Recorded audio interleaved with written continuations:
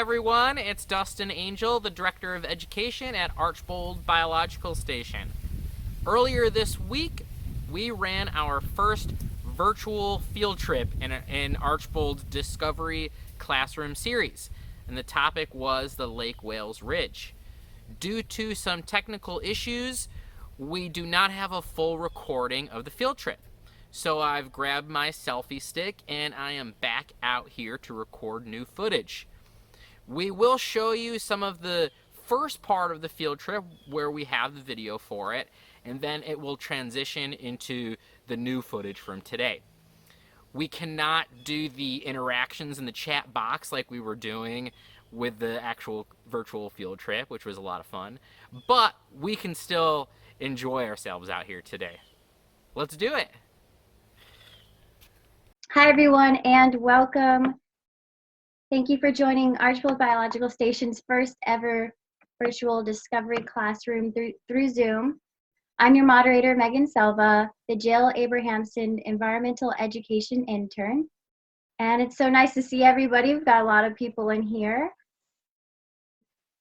Archbold's mission is to build and share the scientific knowledge needed to protect the life, lands, and waters of the heart of Florida and beyond.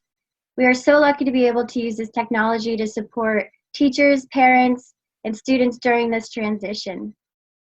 Each week, Dustin Angel, Director of Education, will give a multimedia presentation and talk with the group.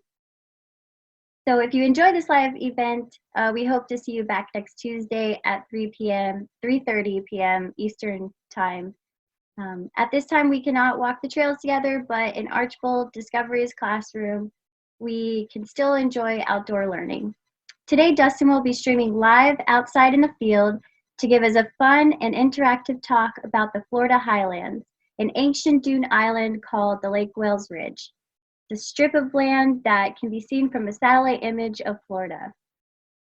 Let's turn it over to Dustin to learn about the unique history of the Florida Highlands and where the sugar sands come from and the rare ecosystems it now supports. Over to you, Dustin. All right, just checking, Megan, you can hear me?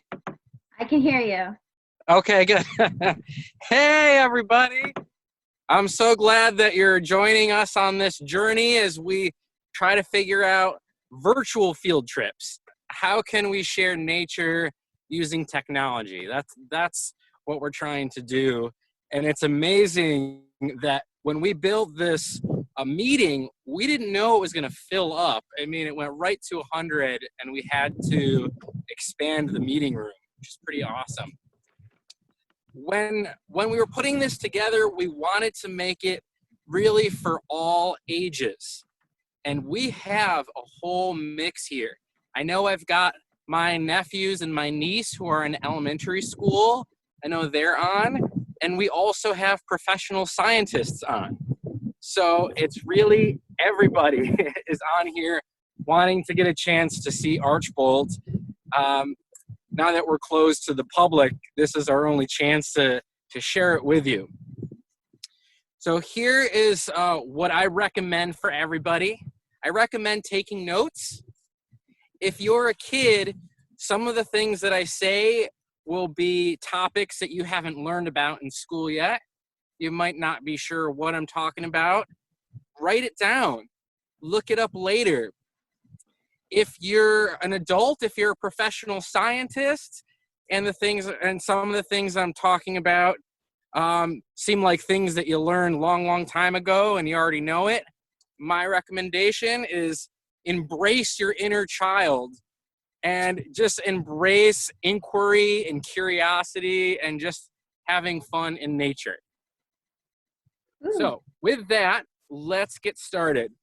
We are going to take a journey into the past talking about geology today. I am live streaming here from the Lake Wales Ridge in Highlands County, Florida. I'm at Archbold Biological Station. I'm on our Explorers Loop Nature Trail, which usually is open to the public. And I'm surrounded by this beautiful habitat here called the Florida scrub. I'm actually going to turn around my camera and give you all a chance to just take in this scenery right here. Throughout this talk, there'll be a couple of times where I actually ask you questions to write things in the chat. So I'm going to turn this around and for 15 seconds, and your job is to write something you notice. What is something that you see in front of you that you notice? Here we go.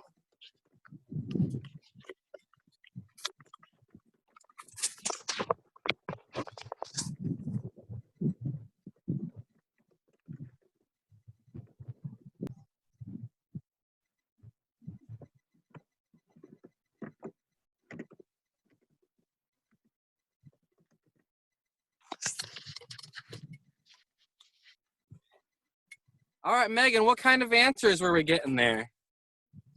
We've got saw palmetto, different types of vegetation. Those tall ones, the tall one behind me there with the high up branches is a slash pine. And the ones that are bushier that look like Christmas trees, those ones are sand pines. Actually, I've got a sand pine behind me right there. There's the sand pine. So some people are noticing the vegetation. You like my hat? Yeah, thank you. It's 86 degrees out here. And normally I'd have sunglasses on, but I wanted you to be able to see my face. So this is my protection. I've got sunscreen on too, of course. Did anybody write sand? Oh, hey, there we go. Kelly, thank you. I was hoping someone was going to say, I noticed sand. We're talking about the Lake Wales Ridge today, and you really can't talk about the Lake Wales Ridge without talking about sand. That's what the ridge is all about. So I've got with me here just a glass jar. I'm just going to scoop up some of this.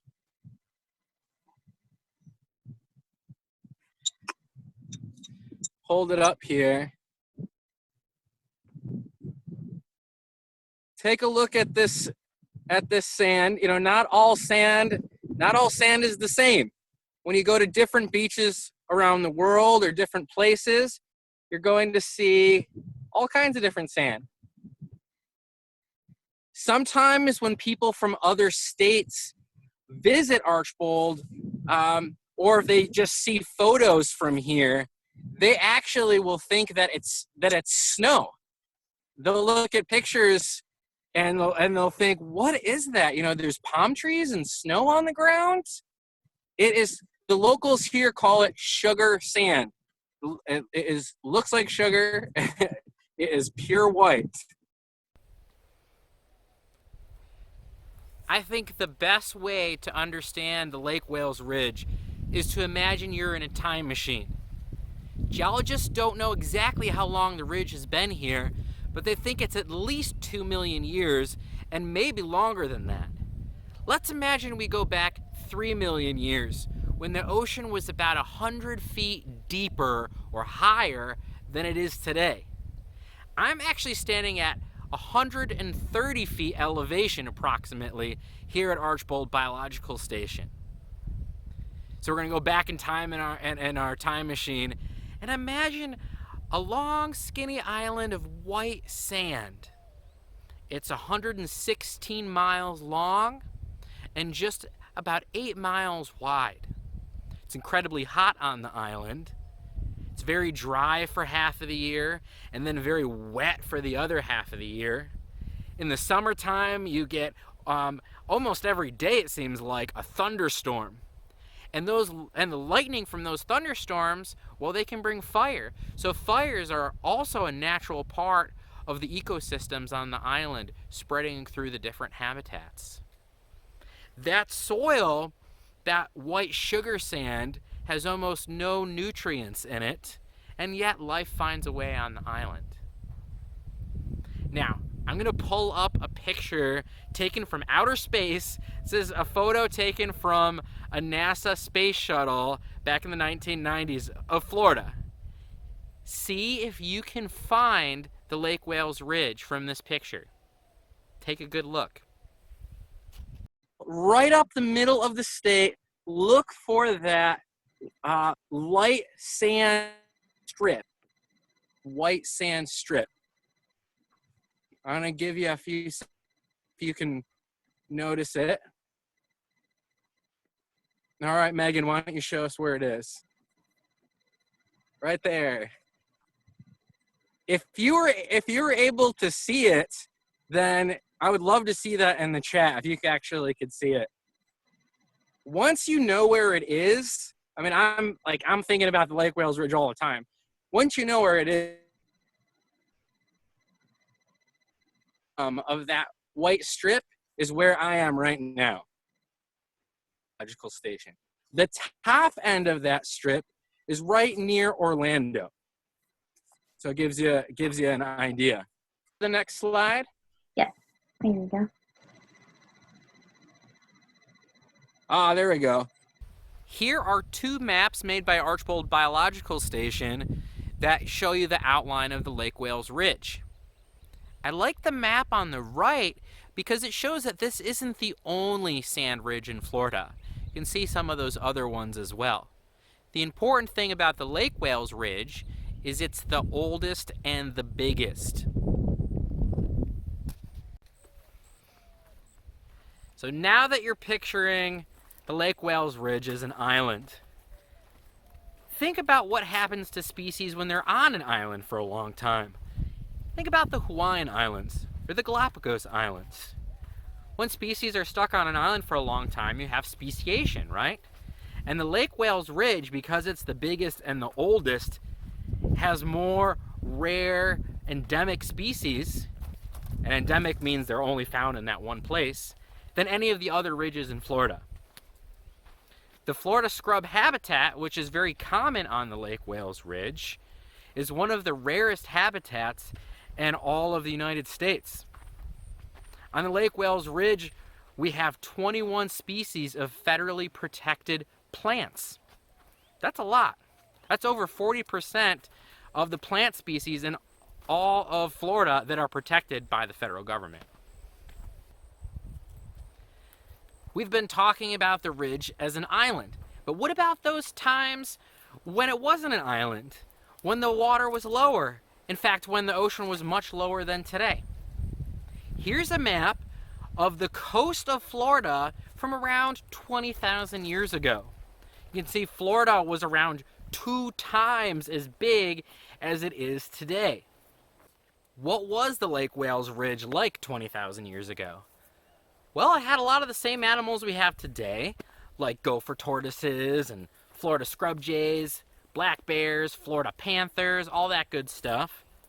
But those animals shared the Lake Wales Ridge with a bunch of other amazing animals like saber-toothed tigers, dire wolves, ground sloths that were 10 feet tall, glyptodonts, which looked a bit like an armadillo that was blown up to the size of a small car. These animals sadly went extinct about 10 to 12,000 years ago, and scientists are still piecing together the reasons why. If you want to learn more about Florida geology, I can't recommend this book enough. Go check it out. The graph on the right is from this book, and it shows the elevation of the sea level, and how it changes over time. This is taking us back 1.5 million years. You can see there's periods where the ocean is deeper than it is today, and there's many periods where it's lower. Ice ages where the ocean is much, much lower. I'm not going to go into the details of the cycles that create ice ages. I just want you to understand that there have been periods where the Lake Wales Ridge was physically an island surrounded by water, as well as periods where the ocean was much, much lower. During the last ice age, the ocean was over 300 feet lower than it is today. So we have those two extremes influencing the history of the Lake Wales Ridge. In 2008, there were 3 Archbold scientists who wanted to know more about the Lake Wales Ridge. They were concerned with how much of the original wildlife and native habitats had been lost to development and to changes in land use. The problem was the maps that existed were just not accurate enough.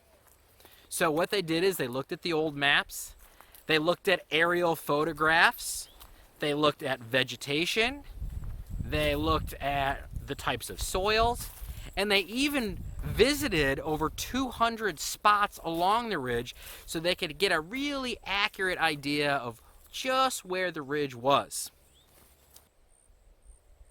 In this slide, we can see one of the older maps of the ridge, as well as the newer 2008 map. Now, these researchers were able to show that by 1990, almost 80% of the native habitat on the ridge was gone. Now in 2020, it's 85%. That's pretty sad.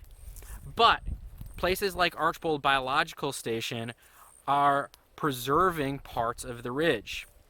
If you're ever looking to see beautifully maintained habitats, this is one of the great places to come. This is the National Geographic Education website, and we're on the Plate Tectonics page. We're going to start with the present world. That's what it looks like now, right? But let's start moving back millions of years in time. As we go through these slides, we can see that the continents are moving closer and closer to each other. When we get to 200 million years ago, you can see all of the continents were mushed together into a supercontinent called Pangaea. Pangaea was crushing together for about 250 million years, because before that those continents had been in other areas. While they were crushing into each other during that time period, that's when the mountains formed on the east coast of what's now North America. That's when the Appalachians rose up.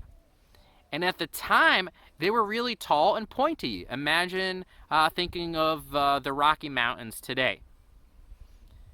And over time, those pointy peaks slowly eroded down, and those little bits of stone made their way down to the Gulf of Mexico and ended up forming a big pile of sand here in the middle of the state.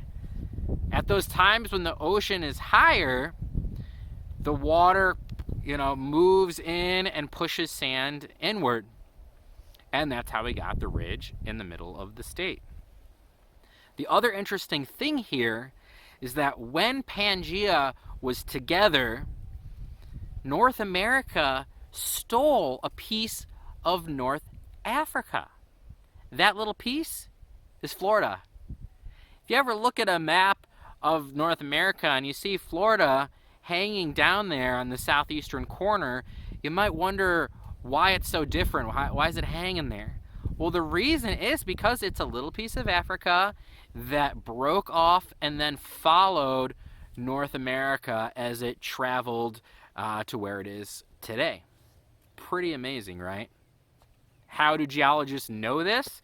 Well, they look at the rocks and they can see fossils and rock types in Florida that match up with the fossils and rock types over in Africa. Pretty amazing.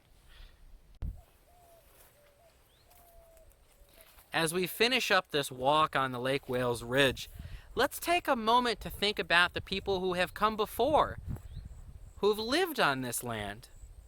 Well, here at Archbold, we have 80 years of scientists out here, and the Roebling family before that. And of course, there were pioneers and Seminole Native Americans.